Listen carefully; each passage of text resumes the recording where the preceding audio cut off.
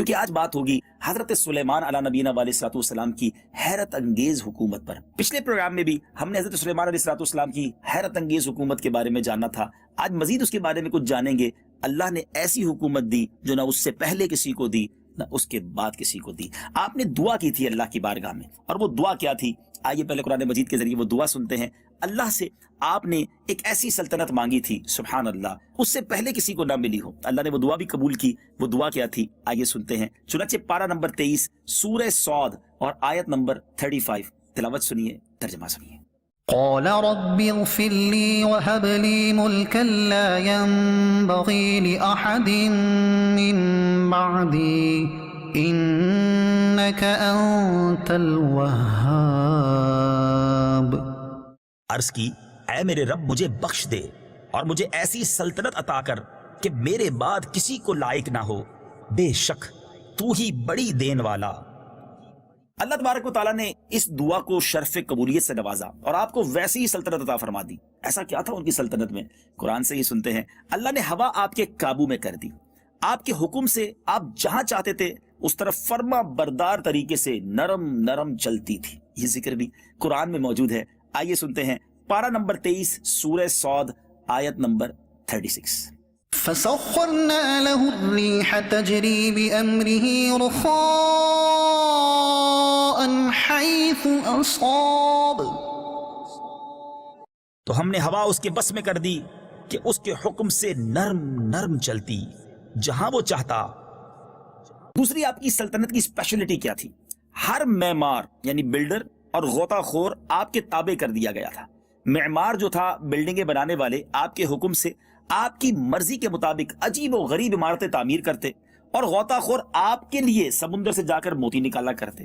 دنیا میں سب سے پہلے موتی نکلوانے والے بھی آپ علیہ الصلوۃ والسلام ہی ہیں۔ یوں ہی سرکش شیطان جو تھے آپ کے لیے مسخر کر دیے گئے، یعنی وہ بھی آپ کے تابع تھے، جنہیں آپ ادب سکھانے اور فساد سے روکنے کے لیے بیڑیوں اور زنجیروں میں قید کر دیتے تھے۔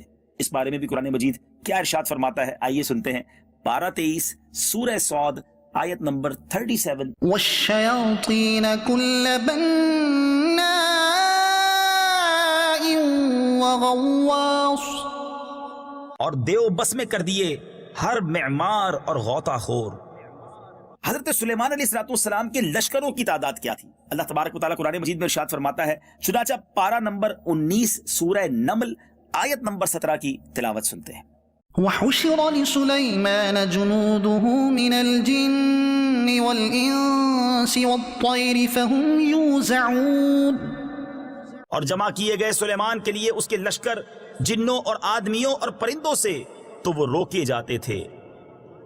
اس آیت کا ایک مفہوم یہ بھی ہے کہ حضرت سلیمان علیہ الصلوۃ والسلام کے مختلف مقامات سے جنوں، انسانوں اور پرندوں کے لشکروں کو جمع کر دیا گیا، اور اس لشکر کی تعداد اتنی زیادہ تھی کہ ان کا انتظام کرنے کے لیے اگلوں کو آگے بڑھنے سے روکا جاتا تاکہ سب جمع ہو جائیں، اس کے بعد انہیں چلایا جاتا۔ عظیم الشان لشکر تھا، سبحان اللہ۔ حضرت سلیمان علیہ الصلوۃ والسلام کے لیے جنات کام کیا کرتے، جی ہاں، اور یہ ذکر بھی قرآن پاک میں موجود ہے۔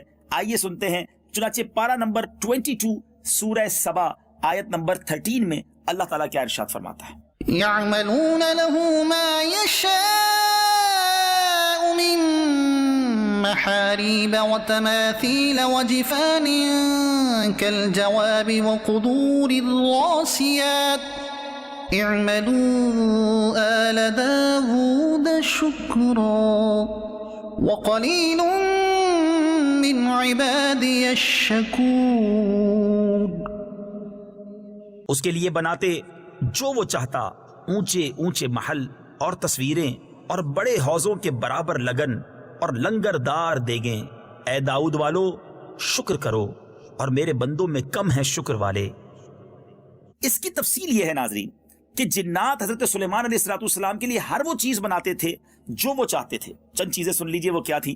نمبر 1، اونچے اونچے محل، عالی شان عمارتیں، مسجدیں، اور انہی میں سے بیت المقدس بھی ہے۔ جی ہاں، حضرت سلیمان علیہ الصلوۃ والسلام نے جنات کے ذریعے بیت المقدس کی تعمیرات کی۔ نمبر 2، تانبے، بلور اور پتھر وغیرہ سے درندوں اور پرندوں کی تصویریں بنانا۔ یاد رہے کہ حضرت سلیمان علیہ الصلوۃ والسلام کی شریعت میں تصویریں بنانا حرام نہ تھا۔ نمبر 3، بڑے بڑے حوضوں کے برابر کھانے کے پیالے، یہ پیالے اتنے بڑے ہوتے تھے کہ ایک پیالے میں 1,000 لوگ کھانا کھاتے تھے، یہ بھی جنات سے آپ بنوایا کرتے۔ نمبر 4، ایک ہی جگہ پر جمی ہوئی دیگیں، یہ دیگیں اپنے پایوں پر قائم تھیں اور بہت بڑی تھیں، حتیٰ کہ اپنی جگہ سے ہٹائی نہیں جا سکتی تھیں، لوگ سیڑھیاں لگا کر ان پر چڑھتے تھے، اور یہ یمن میں تھی۔ سبحان اللہ، حضرت سلیمان علیہ السلام کی اس لشکر کی رفتار کیسی تھی!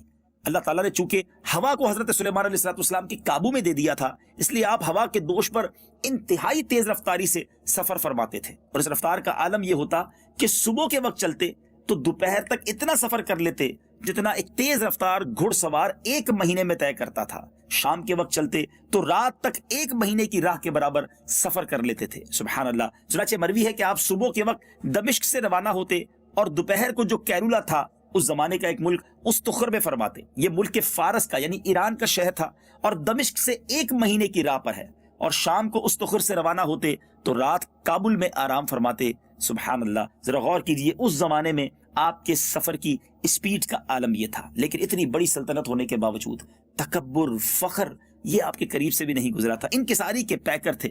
روایت میں آتا ہے کہ حضرت سلیمان علیہ السلام اپنے ہمراہیوں کے ساتھ کہیں جا رہے تھے اور پرندوں نے آپ پر سایہ کیا ہوا تھا، جن و انسان آپ کے دائیں اور بائیں جانب تھے۔ بنی اسرائیل کے ایک عبادت گزار کے پاس سے گزرے اور اس نے کہا، اللہ کی قسم اے داؤد کے بیٹے، اللہ تعالیٰ نے آپ کو بہت بڑی بادشاہی عطا فرمائی ہے۔ حضرت سلیمان علیہ السلام نے یہ بات سن کر فرمایا، مومن کے نامہ اعمال میں ایک تسبیح اس سے بہتر ہے جو حضرت داؤد کے بیٹے کو دیا گیا ہے، اور جو کچھ اسے دیا گیا ہے وہ چلا جائے گا اور تسبیح باقی رہے گی۔ اللہ اکبر۔